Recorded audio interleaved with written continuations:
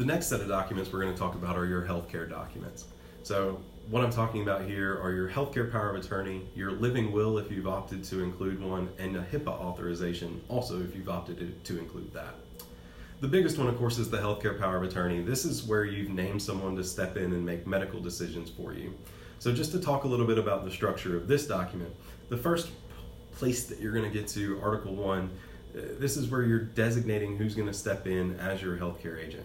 So confirming that these individuals line up with who you discussed with your attorney, making sure that the language is something you agree with. These are your documents. We want them to reflect your wishes. But overall, on the healthcare power of attorney side, we rely on what's called a general grant. That language is also included in Article 1. Basically what it says is whoever I've named as my healthcare agent can step in and make whatever decision you could make. After Article 1, Article 2 is where we've laid out the powers of your healthcare agent, given instructions about your medical wishes. Here, we're still relying on that general grant. So we've said that your healthcare agent can step in and make whatever decision you could make. But where we've received pushback in the past or doctors are a little bit more uncomfortable with those types of decisions, we've been specific in this part of, especially in the beginning of Article 2 here, about the types of decisions that your healthcare agent could make. So hopefully you're not too scared off by some of the language that's in there. It's just saying that your healthcare agent can make those decisions. If you have questions about that, though, of course, let's talk about it. Also in Article 2, if you've opted to include it, is where the living will language is going to be found. We include this in one document so that you're only having to share one or two documents with healthcare providers. The living will, basically what it says is if you're in a terminal condition or an irreversible coma and two doctors have certified to that to a high degree of medical certainty you're not going to return to a cognitive sapient life is the language that it uses, that you would not want life support in that scenario. That's oversimplified a little bit. So review this language. Let's plan to talk about it at your review meeting.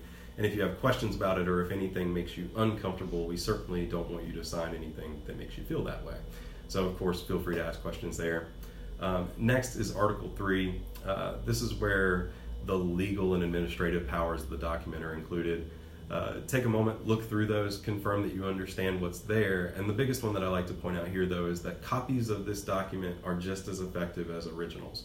So as long as there's not a competing document presented, if you wanted to share copies with the individuals you have listed as your healthcare agent, you can certainly do so.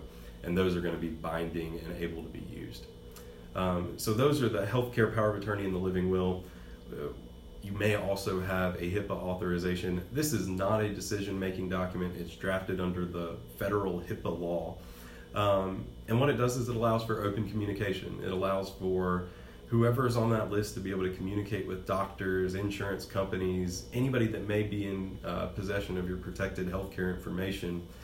These individuals are going to be able to talk to doctors. They don't have to leave the room if doctors are talking about your care. But again, it's not a decision-making document. It's just there so that everybody that's on that list can be involved in the process. Of course, again, questions on that, let us know.